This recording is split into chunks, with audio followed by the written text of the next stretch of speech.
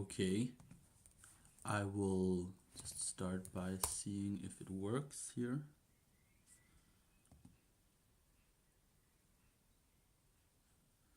I hope it does. Let's just try to go for it then. I am in this stream just gonna talk about the transformer. So the goal will be that we can input a sequence of tokens, and for each token we get a probability distribution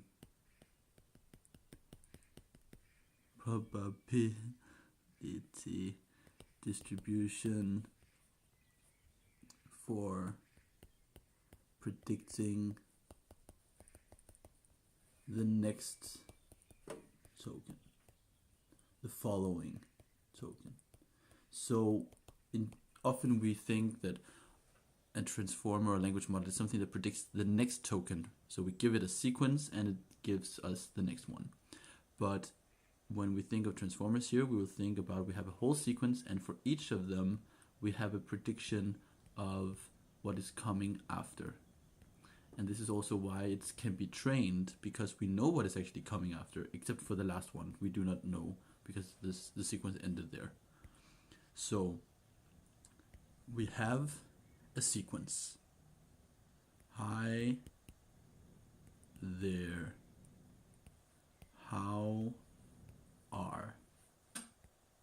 So the first thing we will need is a vocabulary, X. And we can think of it as a dictionary where it says 0, 1, 2, 3, all the way until some number of different tokens that exist in our vocabulary. And for each of these we have then a word. So hi, love, there, car, how, are, etc. So for all of these until some weird word, it's a Danish word for eel, and also here we have bus. So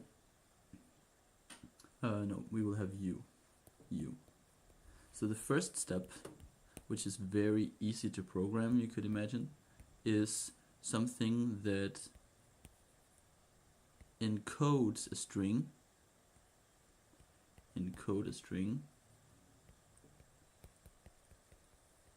or no, a sequence of words. We will skip the idea of how you get these words as specific things. So hi there, how are you? So we will not think about commas, we'll just think that this is some kind of sequence, and we can think of it as a vector in some kind of space with some length t. And for simplicity we might assume, no, let's just skip the details of that. So how are we doing this? We say hi, it's number 1, there is 3, how is 5, are is 6, 1, 3, 5, 6. Great.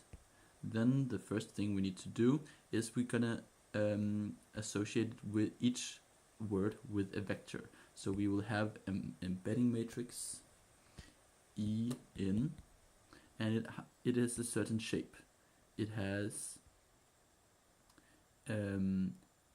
d times number of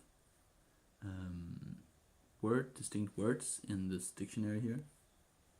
So in a way we can think, if we want, that actually, besides just having the ID of the word and the actual word, and we also have the embedding vector.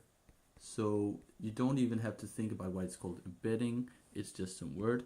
It's just that we have a vector for each of them. So this might be 0.5, 2.7, and 9.3. And this one has some other thing, and all has 3, 9.2, minus 4, 11. Great, and these are the vectors, and it's very easy now because we just look vector where 1, it had this up here. I should have some way of showing you where I'm pointing. What is this? Oh.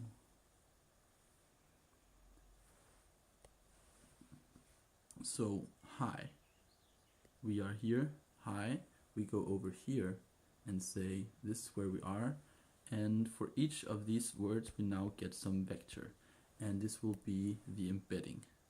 So we have, hi there, how are you?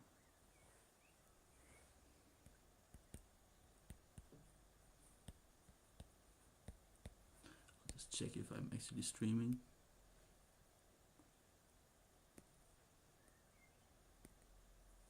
It seems I am.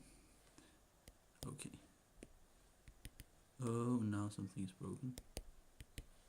I cannot do anything.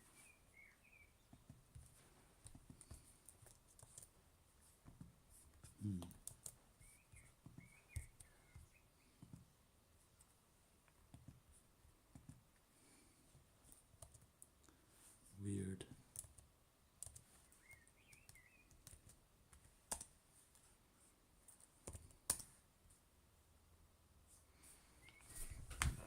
Okay. So this thing that we have now is called the residual stream. What do I mean by the residual stream? I mean that we have a vector for each word. And how we're going to do it now is we're going to go through a bunch of layers. Layers S from 1 to S. And at each point we will have some kind of residual stream. We'll have some vector R. Oh.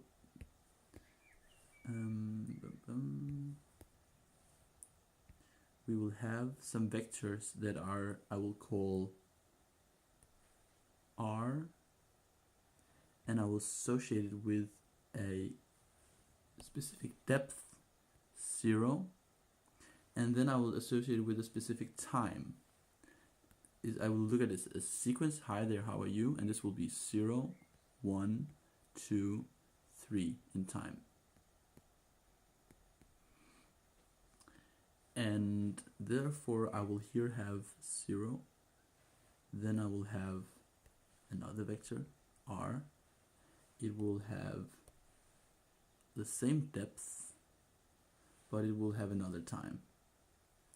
And again, I hope you get the idea that these are all the vectors that we started out with. We found them in the vocabulary lookup matrix EIN, and we just inserted them next to each other in a matrix.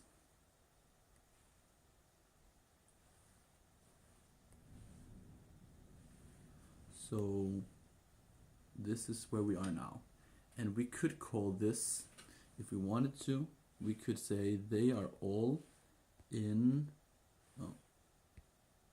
they're all vectors. So if we want a bit of math, we can write it as RD, where D is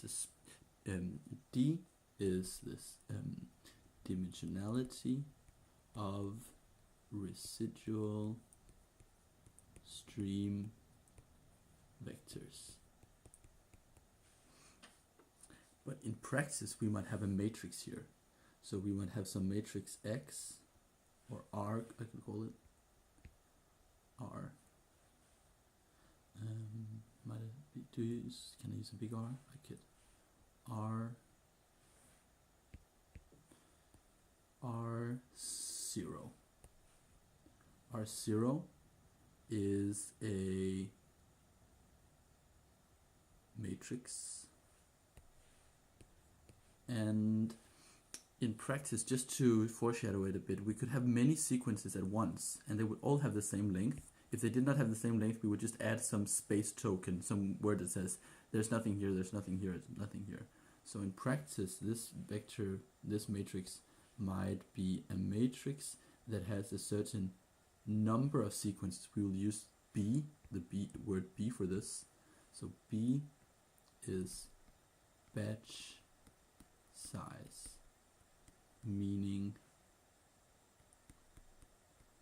number of sequences at once.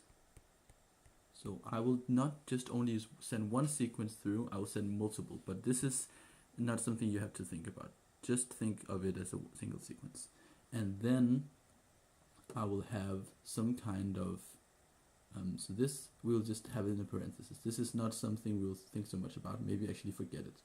And then we will have T vectors, and then each will have a dimension D. Great. So this is pretty easy to program, right? Like you have the matrix, you make it very big, you fill it with random numbers in, or you, if it's a transformer that is not very good at predicting when you start out before training, or somebody tells you what the matrix is, and you just look up for each of the words what exactly is the vector I put at each point in the residual stream. Now we then go to S0, layer 0.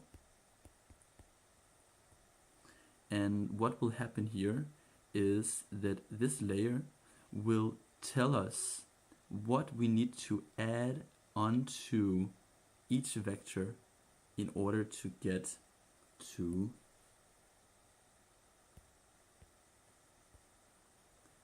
the next layer of the residual stream.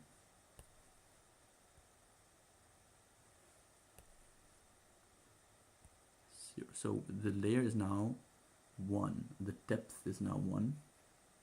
I will call this depth. And this I will call time.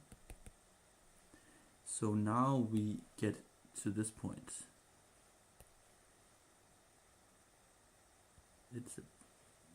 It's 1. And for all the vectors we have these things.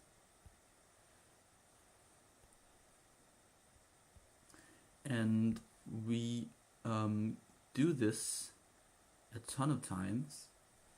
In some things we could have probably 50, I don't know if maybe there are some with 100, but it also depends on different use cases. I believe there's some stuff showing that maybe you need more layers if you have some reasoning, or in some cases you do something else. So this is the idea. And then at the very end, so we continue down and we get, so I just, to make sure you're with me here, we get 1 here, and then we get the last layer, layer S, or S minus 1 I guess, because we have 0 to S minus 1. And then we get these, and they are called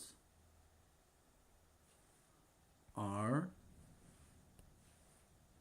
S minus 1 of T. For some, all these are different times T, and they still live in the same size space RD, because D is the dimensionality of this residual stream vectors. Okay, And we told ourselves that for each token we get a probability distribution for predicting the next token. So this means that I want to, for each token, I want to predict the next token. Hi, there, how are you? And how does this work? Well, we have to think, again, I'll just write it here.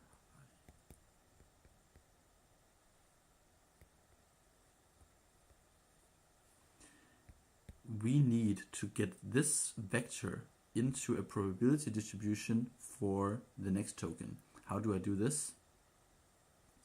Well, I create a matrix that's called E out.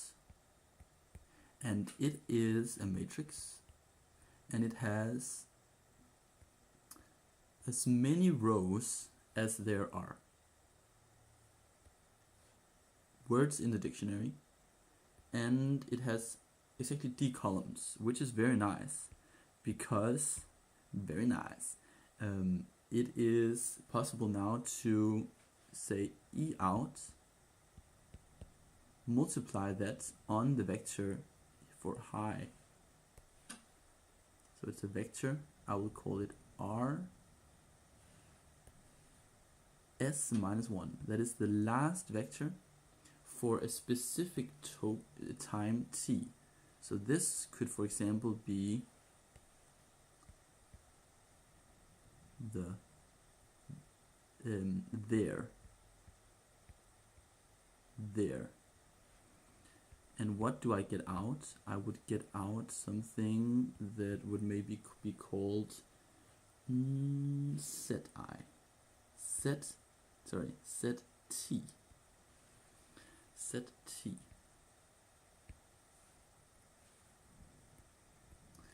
And how big is this vector? Well, I multiply it by a lot of rows.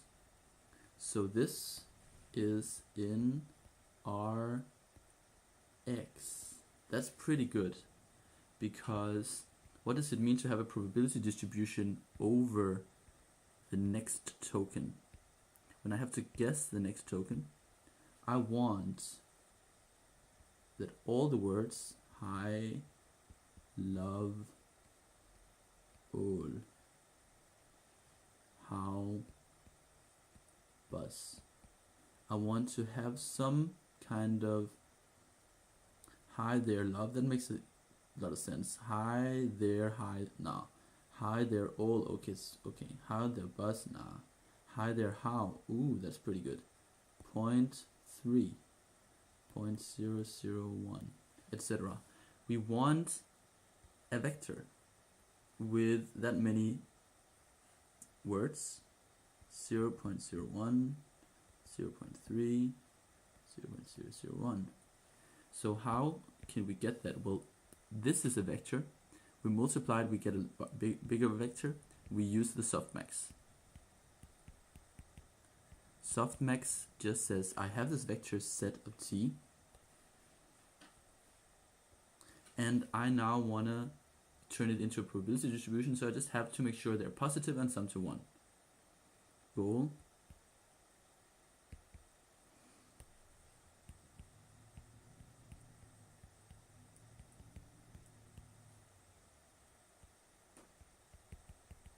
So these should not be negative, non-negative. And the way I do it is I will call it Q, I think.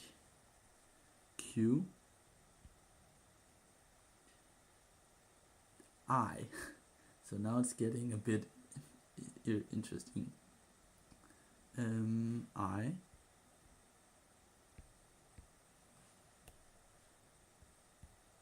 of t is going to be the exponentiated version of the entry that I have. So set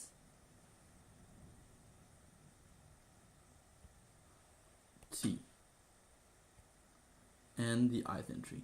So what do I mean by the ith entry? Well, this is a vector, it has some numbers that say this is the Q. Qt is a vector, and Zt is not summing to 1. That's bad. So I have maybe -3 here. I have 2. I have -4, and love was 0.1, so maybe it's 1.2, etc. I'm just exponentiating them and making sure that they sum to 1, so I also divide by the total thing that I get after. So all the things that I exponentiated.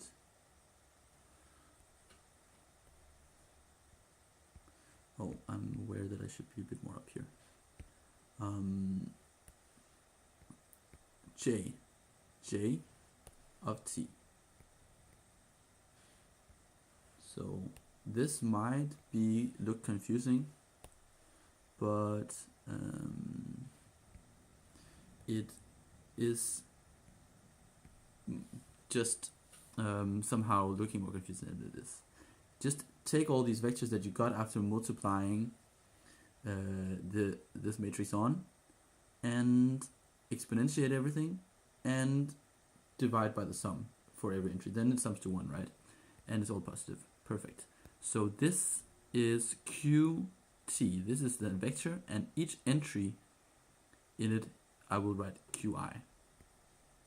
So if I want to predict, hi there, how are you? What will I do? I will take the softmax of the product of E out multiplied onto the residual stream vector R, add layer, the last layer, Si-1, at position 0, 1, 2, how are you, 2. Softmax here, I just mean the vector. This is a whole vector. It lives in R, so it's a probability distribution, and I call this Q of 2. And most importantly, I'm interested in looking at, hi there, how are you? So let's go back up and look at what number R had. Hi there, how are you? That had number 6. Number 6. So R is in a way number 6. This is 6. Then that means if this is a vector, I might be interested in this element, Q2, because that is for how. And then I'm interested in entry number 6, because that would be hi there, how, and now I'm messing a bit around, but it would be some distribution, and it would say that is actually 0.2, and I would say, okay, it actually occurred like that. So it was occurring. So how surprised were you? Well, Alice is saying, hi there, how are you? And Bob was trying to guess with his language model what happened after how, and he said that he believed that was 20% chance that it would be R. So how surprised was he? Well, if we use the definition of surprise, he was minus Q of R given hi, how are, no, hi there, yeah, hi there, how are, and that was his model of text, and it was minus log Q of minus log 0.2. That is how surprised he is. Good. So now we kind of have the idea that what does it mean to predict. We have not yet talked about how we actually build these layers, and this is of course advanced, and we will more advanced than just understanding the outer thing, but this is a good foundation for understanding it. So let's just recap it. Transformer. We have an input sequence of tokens, and for each token we want to predict the next token. That means we want a probability distribution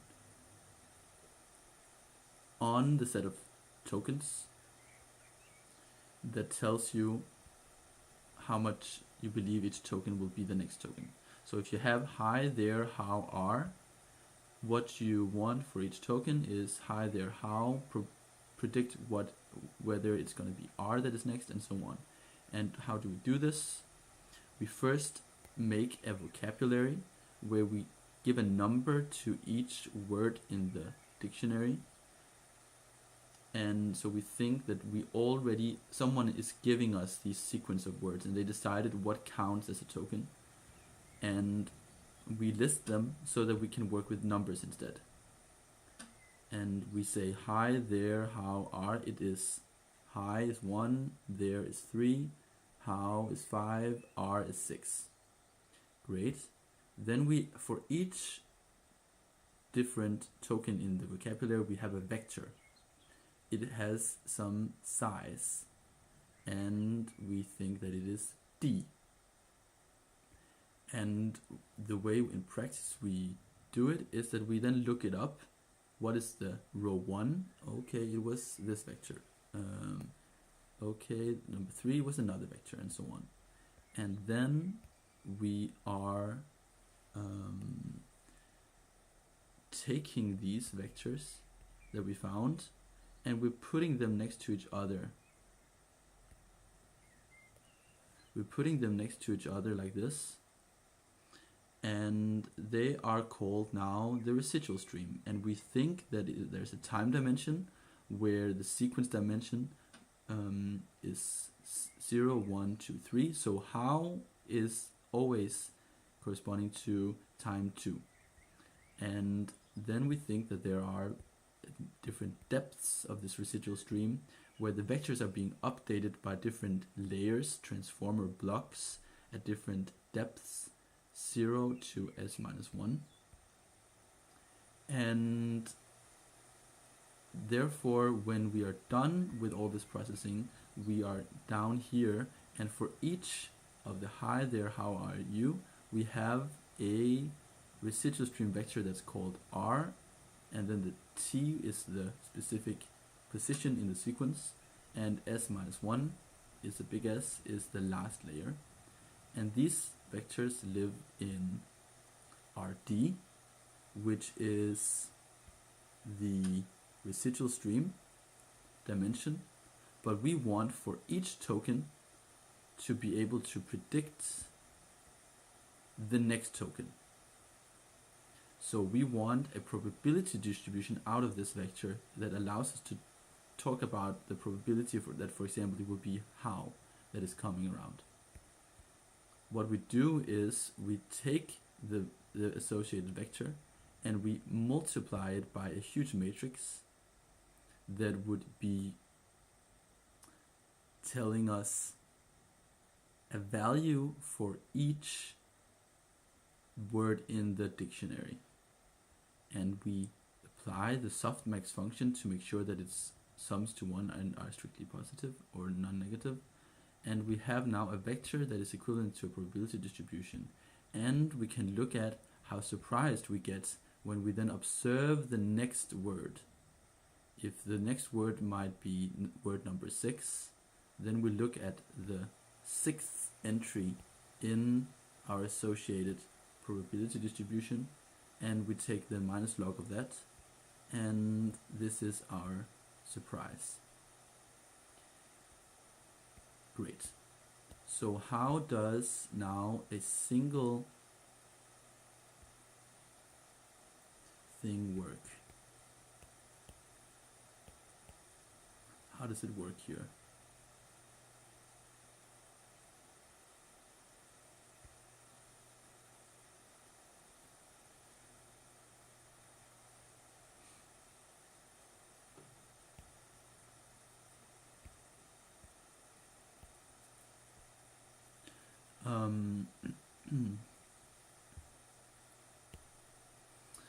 we have our different residual stream vectors, and we want to find the new one.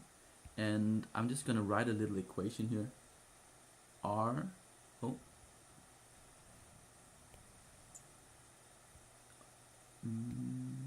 there. R of, you remember that we had this matrix here? RTD is all the vectors that are locked together in a single matrix where there's time dimension and the dimensionality. So I will write R with a big R at some depth S plus 1. The next depth, these ones here, they are equal to a, what is the, I will use this color. I hope it's not too confusing that I have two colors. It is equal to, depending on the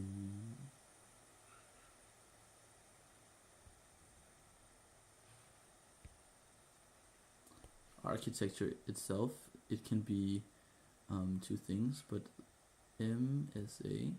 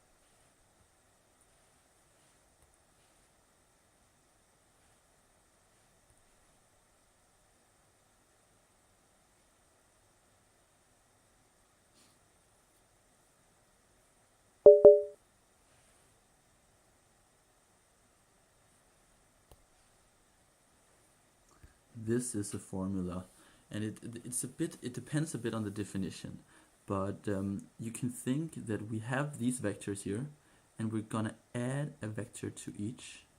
So in essence, the giant matrix that we form by all these vectors, a 4 by D matrix, will be we'll add a 4 by D matrix, and we'll get a new 4 by D matrix. That is this thing. So how do we do that? The first part is a bit easy. This is the feed-forward network. What we do is we'll take each of these and we'll get them through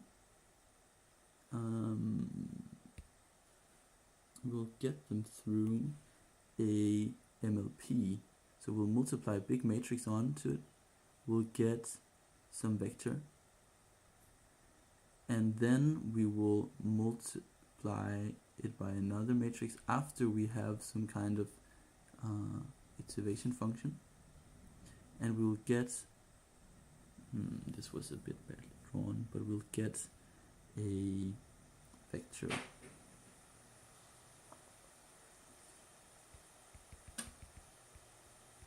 just have to draw it a bit better. This vector, this long vector,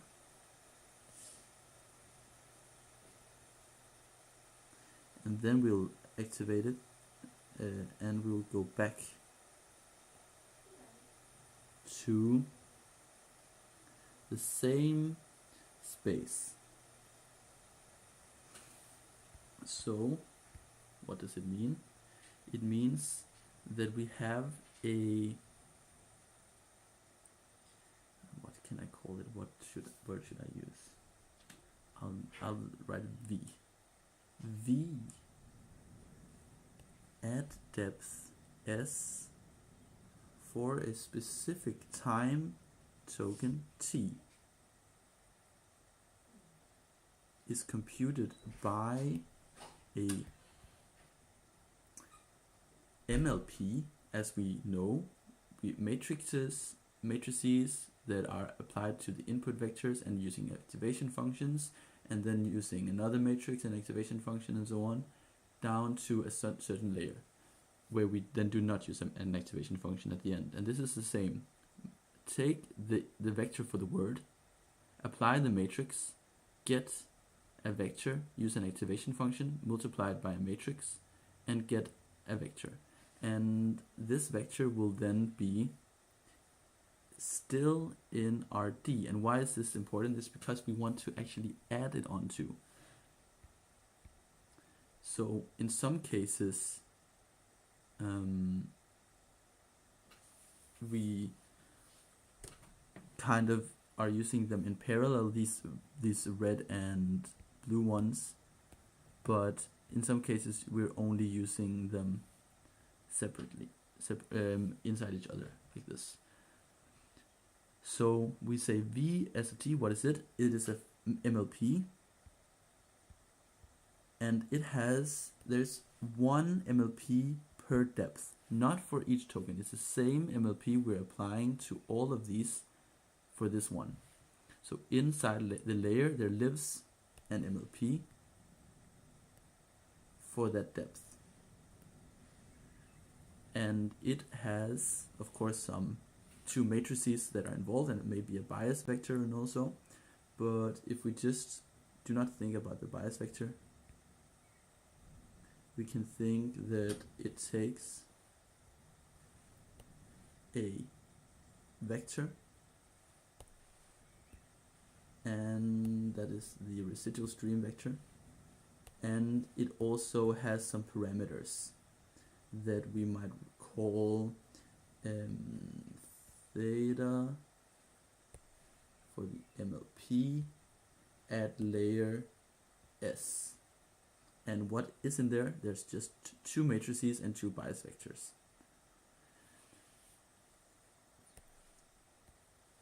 Great. Now, that is an important vector, because you see what is happening is that after we have this, we now have inside each of these we have a blue vector that we call VTS.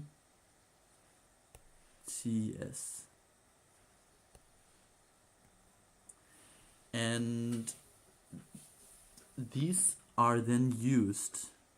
They can be added directly to the residual stream, or they can first be added onto the other important thing.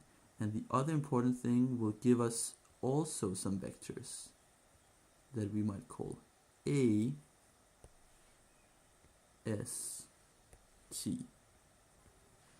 And when we then have those, we are ready to write that it in a bit more simple way to understand that R, the residual stream at depth S, this is a small s, so I'll write s here, at depth T is equal to T plus 1, S plus 1. The next depth, the ones that we get out here. Whoa, something changed with the colors. No, okay, now it's good. The R of the S plus 1 of at time T, these ones, they are, whoa, I have some kind of problem here. I have this written wrong.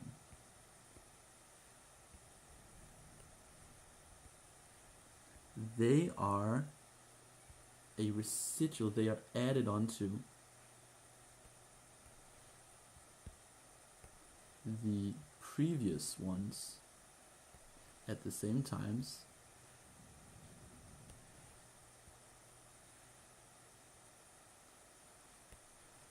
and we add an either both if they're in parallel or just a single one. We might v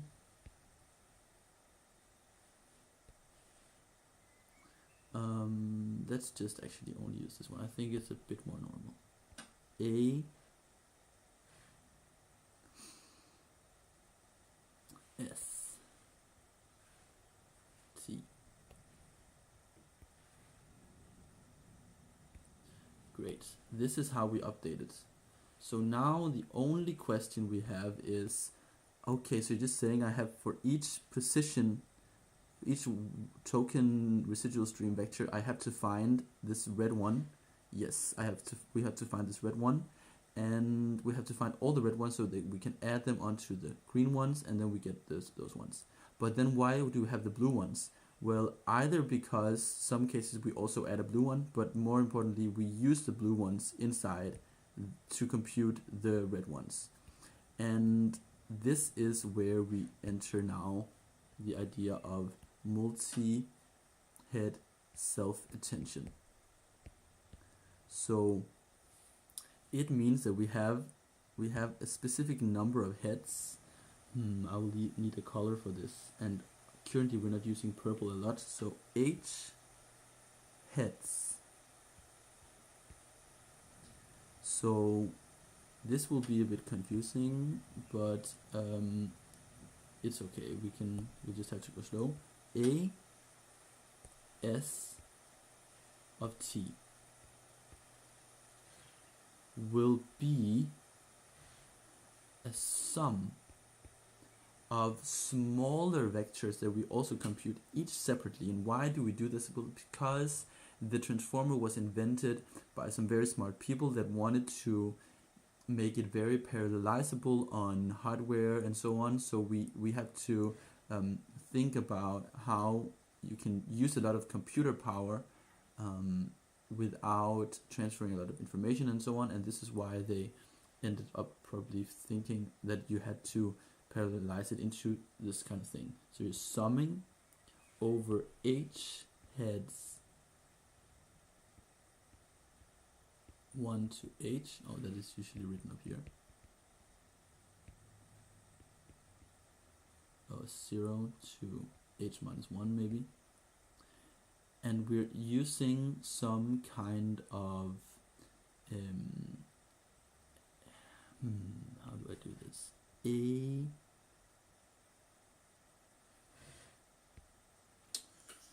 I should use another symbol. I will write U. U S. This is the layer we're at now, and we have a T, and we have a head. So we're summing over all these smaller vectors that we could get, and we're adding them together, and this is our S. And each of these U's for that we're considering for each head, they're computed separately. So now we can just try to understand how do we get this U. Okay, so we start off considering a specific time, but when we used the MLP here, we used a single residual stream vector to compute the associated blue one. But now we're gonna have to compute the red one for this time 2, we have to use all. So when we're using this one to compute this, we are using all of these. We are using all the previous ones to predict the next token, right? So we can look at all these, and then we are going to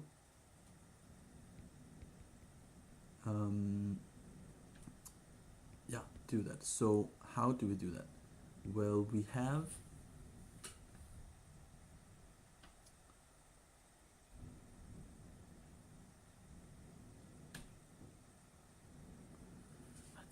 it's because I'm used to I was working a lot with something called a specific model called Pythia model, so that is why I'm not exactly sure GPT-2. let's see here what they kind of write here in this one. They multi-head.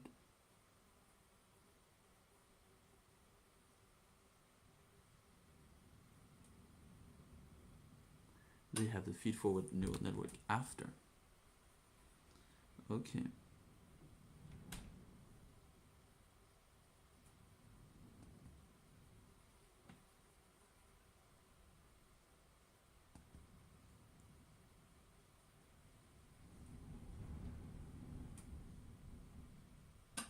They have the feed-forward neural network after. That is also fine. That is also important to remember then. Okay, so that is red ones and how we compute them from the green ones. And then only after we're done with that, then we use this MLP on the residual stream, not on the residual stream vectors, but on the output of actually the sum of these. So let's just go back a second and think about these. So I'll just remove these. We'll return to it, and most of it will be the same, but some part I will have to revise. Whoa, this is not what I wanted. Okay, so what happens here is we are wondering how we compute these. And let's just start and say I have a bunch of vectors, and for each of these I want to connect them to each other. So we are going to compute for each of these something called a query and a key and a value. So let's think what this means. We think that